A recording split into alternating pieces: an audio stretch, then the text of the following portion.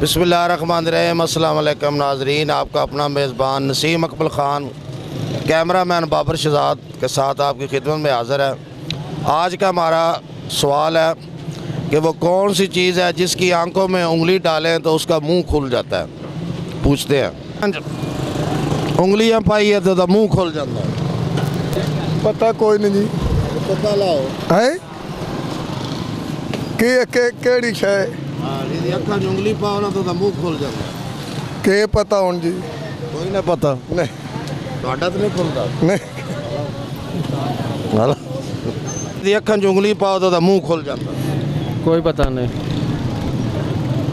केड़ी शह जिहदी अखा उंगली पाओ तो मुंह खुल जाता। नहीं पता नहीं जी बाबा जी। मैं तुक्का ते लाओ ना जी। कोई नहीं, मैं झूठ मारना, मैं झूठ तो भाई जी जल्दी तो नहीं और गाल सुनो। थोड़ी कार हलो दस मेरे पुत्र केड़ी शह जिहदी अखा उंगली पाओ तो मुंह खुल जाता। और अखा च उंगली तो बंदे ते भी पाई ओदा मुंह खोल जाता है। ढेले डी जाते ने और की होना है। ओ वेख वेख मुंह खोल गया। ओ मुंह खोल दसो ना, कोई पता नहीं। तुक्का लाओ यार। मुंह ही खोलना मैं कहता हूं बच्चे ले आइए ना। कोई पता नहीं, समझ को नहीं। समझ नहीं आ नहीं जी, तुम दसो कोई जवाब। बड़ा बनाएगा सब। पाते है ना। अच्छा अखा उंगली पाई है तो मुंह खुल जाता। उतरो अखा च उंगलियां पाई है मुंह खुल जाता।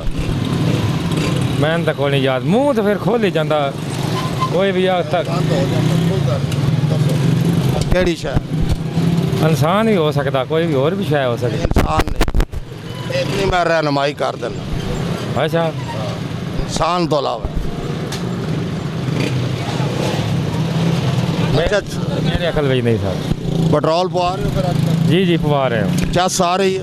सर बस जलील हो रहे हैं, और क्या करना सर। जी हाँ, हम तबाहियां लतियां खड़ी, इतनी सवारी रुपये नहीं देंगे जितना सर पेट्रोल साड़ छड़ते हैं असी। ठीक है 400 दिहाड़ी बनती, 500 का पेट्रोल खवा छड़ते हैं। फिर भी चुप हो जी हाँ सर, क्या कर सकते हैं हम। यार। ठीक ठीक नहीं हो परेशान की होया? खैर ते है ना, तबीयत खराब है, दवाई शवाई नहीं ली? मैं आख्या सियाने बयाने एक सवाल है तुहाडे कोलों पुछ लईए।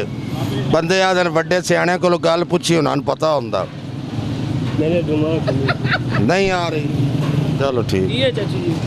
केड़ी शह जिहदे अखां च उंगली पाओ तो मुंह खुल जाता? इमरान खान है। ये सार से खोल नहीं छड़ी, कोई शाक कहने तो दसो। इत्ते है। अच्छा जी, जिहदे अखां च उंगली पाओ तो मुंह खुल जाता। मैं गल नहीं दस सकता क्योंकि शायर आदमी हाँ। इधर शेर अच्छा फिर एक शेर सुना दो। बात सुनते हैं मगर इन पर असर होता नहीं। आदमी के भेस में पत्थर नजर आए मुझे। वाह वाह, ਤੁਹਾਡਾ जवाब हो गया। कित्थों दा? गोलियां दा सियाना लगदा। अच्छा एक गल यार समझ नहीं पी आंदी सानू। समझाओ। वो केड़ी शह जिहदी अखां च उंगली पाओ ओदा मुंह खुल जांदा? मुंह खोल जाता हां बंदा नहीं है, ये मैं तुम दस द। ऐ तो 60 बंदा नहीं है। ऐ तो 60 मैंने भी कोई नहीं पता, तू ही दस छड़। मानू पता होंदा मैं तेरे कोल पुछदा।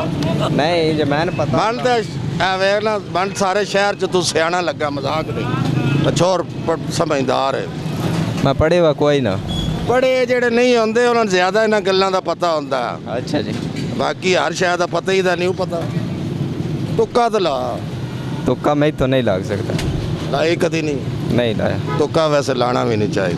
नहीं लाया। तुक्के च बड़े हथ सट जांदा। कोई नहीं पता।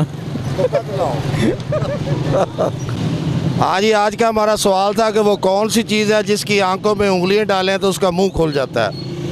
इसका जवाब है वो है कैंची। इसके साथ ही नसीम अकमल ख़ान कैमरामैन बाबर शहजाद के साथ आपसे इजाज़त चाहता है। हमेशा खुश रहें, चाहे दूर हैं चाहे नज़दीक हैं, और हमें भी खुश रखें, हमें भी दुआओं में याद रखें। अल्लाह हाफिज़।